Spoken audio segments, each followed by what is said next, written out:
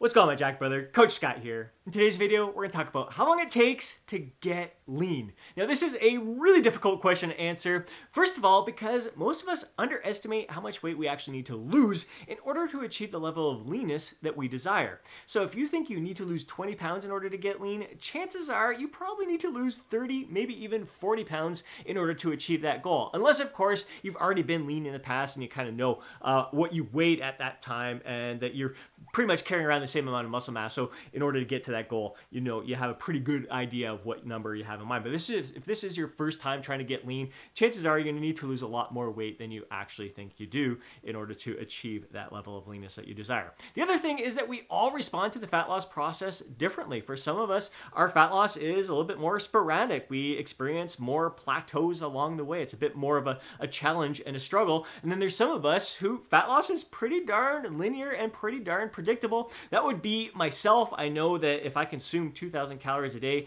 consistently day in and day out, I'm going to lose about 1.4 pounds per week. That's based on a lot of my mini cuts from the past, some of my 12-week transformations, even 16-week transformations. The thing is, my lifestyle is pretty much dialed in. It's consistent. I have a lot of structure in place. I have a consistent sleep-wake pattern. I eat a lot of the same meals. My nutrition is very structured. I don't deal with a lot of stress, just normal, usual stresses here. I live a very active lifestyle. I'm always on my feet, whether I'm weight training, whether I'm doing yoga, out on the paddleboard, walking my dog, going for a hike with my parents through the woods, biking. Like, I am always working at my stand-up desk. I'm always on my feet. I'm always moving. I'm always fidgeting around, always doing something. And that is consistent day in and day out. So the more consistent, routine, and structured your lifestyle is, the easier it's going to be to be a little bit more linear with your fat loss, with your weight loss there. The other thing is, like, my bowel movements, all that stuff is pretty darn consistent and predictable. For some people, if that is an issue where it's not consistent, then that can throw off like scale weight. That's probably why you see a lot of different spikes, and maybe your body responds to certain foods in a different way and causes you to hold on to a little bit more water, maybe blocks up your digestive system a little bit, maybe causes a little bit of inflammation. Again, there's so many different factors that come into play that can make things a little bit more unpredictable.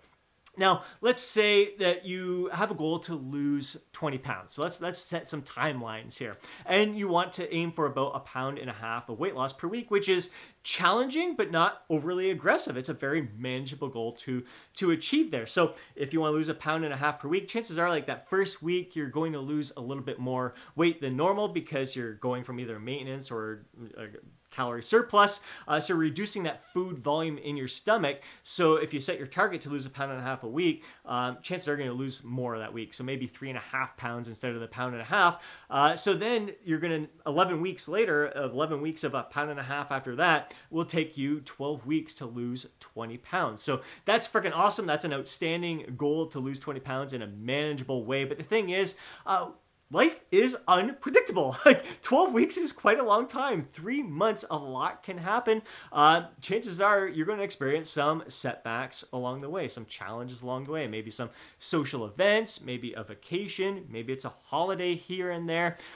So you may exceed your calorie targets to hit that goal. So it's a good idea if you're thinking like you're saying 1.5 pounds a week, maybe lose 3.5 that first week. It's going to take 12 weeks to lose 20 pounds. Let's give myself an extra 2 weeks. So instead of 12 weeks, let's set a goal of 14 weeks just to give myself a little bit of wiggle room for some of those challenges and setbacks that may happen along the way. They may not, and boom, you're done in 12 weeks. Awesome. But it's good to have a deadline to create some sort of, I guess, pressure to achieve a goal. Like Parkinson's law, work expands to fit the time allotted there. So you have a target to aim for, but you don't want it to be a stressful target. You don't want it to cause any added stress to your life. You want this to be an enjoyable process. So give yourself that little bit of extra wiggle room in order to achieve that goal. Now, how do you achieve that goal of losing 1.5 pounds per week? You gotta, first of all, know what your calorie target is, how many calories you consume to maintain your body weight. I'll include a link down below in the description to a calculator on my website. You enter your age, height, weight, your activity level. That's gonna give you your TDEE, your total daily energy expenditure, how many calories you consume on a daily basis in order to maintain your body weight. That is just an estimate. It's just giving you a starting point. This is not like a 100% accurate tool. That's what your maintenance level calories are day in and day out. No, your maintenance level calories are going to change from day to day. They are never going to be exactly the same. Again, so many factors that come into play with that. How much you're fidgeting, how much you're on your feet, what types of activities you're doing, the foods you're eating. Some foods burn more calories through the digestion process. If you're sitting a little bit more, all those factors come into play. There's so many different factors that come into play when it comes to how many calories you're burning throughout the day. So that's your maintenance level calories, is your TDEE. A general rule of thumb is if you want to lose 1 pound per week, you would subtract 500 calories from your TDEE. General rule of thumb, if you want to lose 2 pounds per week, you would subtract 1,000 calories from your TDEE. Again, 700. If you want to lose 1.5 pounds, like in this situation here, you subtract about 750 calories from your TDEE. Again, just an estimate. This is not 100% accurate here. You really need to pay attention to your body's feedback, how it's responding. This is just a starting point.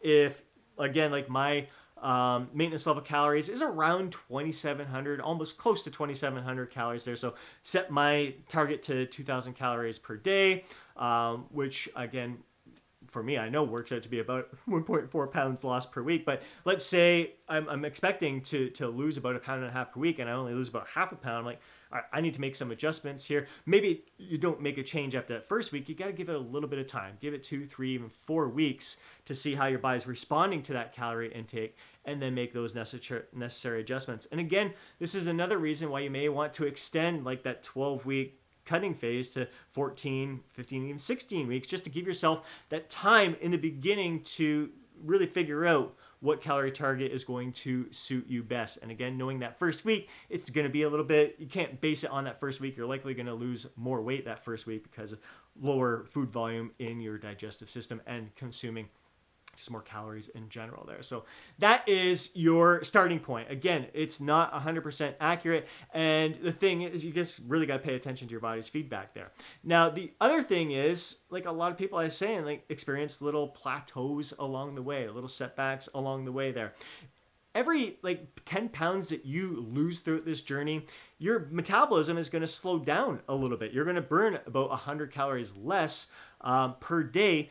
And that's not like, it's not like, oh, my metabolism isn't getting sluggish, I'm doing damage to my metabolism. No, it's you weigh 10 pounds less.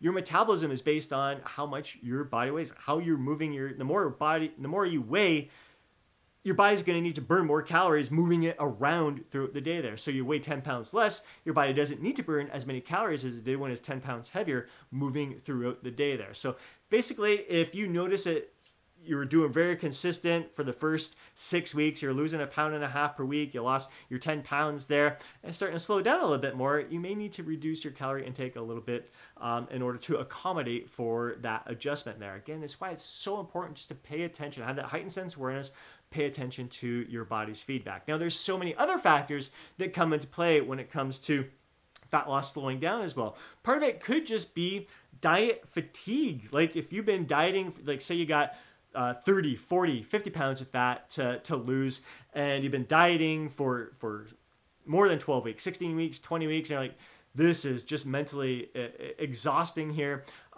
Maybe you're slacking off a little bit with your tracking there. Maybe you're no longer counting little bites, little nibbles that you take here and there off your kids' plates or whatever. Maybe you didn't add in the mints that you're having throughout the day. Just little things, condiments and stuff like that. You're like, I'm just so tired of tracking everything, and things start adding up over there. There's those things to consider. The other thing with diet fatigue is just fatigue in general. Maybe you're not on your feet quite as much as you were at the beginning of this journey. So you're not actually burning as many calories as you think you are. Maybe you're sitting on your butt a little bit more because you are exhausted from this process. And it can just be a little bit. You're only sitting down a little bit more than what you're doing at the beginning. There's lots of little things to consider throughout this journey that, again, can have an impact on how long this fat loss process lasts. So again, I encourage you to set a target, but be flexible with that target. Be kind to yourself and just set it, and almost don't forget about it. Have it in the back of your mind, but focus on nailing the process. You know,